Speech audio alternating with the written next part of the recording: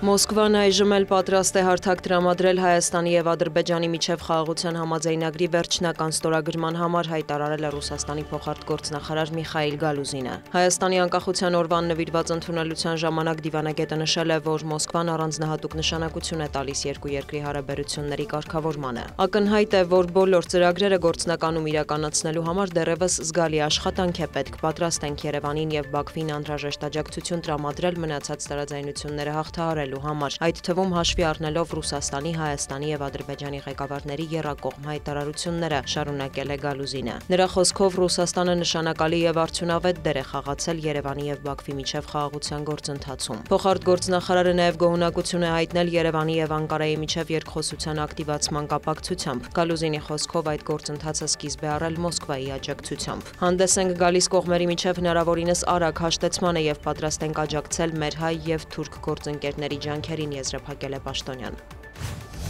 Դոնալդ Թրամփը հայտարարել է, որ մեկնարկում է Գազայի հատվածում խաղաղության ծրագրի երկրորդ փուլը։ ԱՄՆ նախագահը հիշեցրել է, որ Համասի գերեվարած բոլոր պատանդներն ազատ են արձակվել, սակայն ոչ բոլոր զոհված գերիների մարմիններն են վերադարձվել Իսրայելին։ Սպիտակ տան ղեկավարը պահանջել է Համասից հավատարիմ մնալ հրադադարի համաձայնագրին։ Ավելի ուշ հայտնի է դարձել, որ պաղեստինյան շարժումը Կարմիր խաչի միջոցով փոխանցել է իսրայելցի ևս 4 պատանդի մարմին։ Իսրայելի վարչապետը հույս է հայտնել, որ Գազայում կարգավորման Թրամփի ծրագիրը հնարավոր կլինի կյանքի կոչել խաղաղ ճանապարհով։ Բենյամին Նեթանյահուն պահանջել է Համասից հանձնել զենքերը եւ ապառազմականացվել, հակառակ դեպքում նրա ձևակերպմամբ դժոխք կտիրի։ Դոնալդ Թրամփը եւս սպառնացել է Համասին, եթե ինքնակամ չզինաթափվեն, ամերիկյան կողմը կստիպի դա անել։ Մինչդեռ պաղեստինյան շարժումը բացառում է նման հեռանկարը, Համասից հայտարարում են չեն զինաթափվելու, բայց կարող են ինտեգրվել պաղեստինյան ապագա բանակին։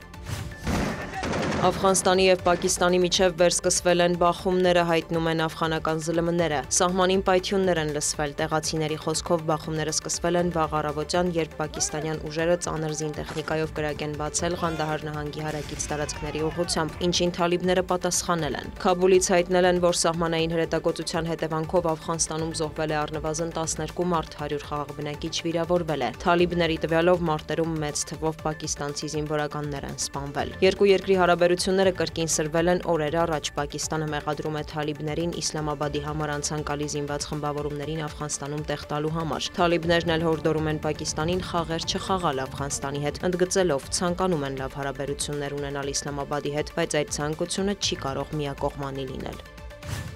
Ֆրանսիական ԶԼՄ-ները հայտնում են, որ Էմանուել Մակրոնը որոշել է ցրել խորհրդարանը, եթե վերջին շաբաթներին վարչապետի պաշտոնում արդեն երկրորդ անգամ նշանակված Սեբաստիան Լեկորնյուի կառավարությանը օրենսդիրները նորից անվստահություն հայտնեն։ Մակրոնը նշել է, որ կառավարությանը անվստահություն հայտնելու առաջարկ են ներկայացրել ծայրահեղ աջ եւ ծայրահեղ ձախ կուսակցությունները։ Խորհրդարանը ցրելու դեպքում հանրապետությունում պետք է արտահերթ ընտրություններ անցկացվեն, ինչի հետևանքով ըստ փորձագետների խորհրդարանական մեծամասնությունը կարող է փոխվել։ Ֆրանսիայում քաղաքական ճգնաժամի պատճառ է դարձել 2026 թվականի բյուջեի նախագիծը, որի շուրջ չի հաջողվում համաձայնության հասնել։ Նաև երկրում սեպտեմբերի 18-ից զանգվածային ցույցեր են սկսվել։ Քաղաքացիները պահանջում են չեղարկել նախորդ կառավարության ֆինանսական նախաձեռնությունները, ավելացնել հանրային ծառայությունների համար նախատեսված ծախսերը, մեծացնել հարուստների համար հարկերը եւ չբարձրացնել կենսաթոշակային տարիքը։ Այս ֆոնին նորանշանակ վարչապետ Սեբաստիան Լեկորնյուն հայտնել է, որ խորհրդարանին կառաջարկի կասեցնել 2023 թվականի կենսաթոշակային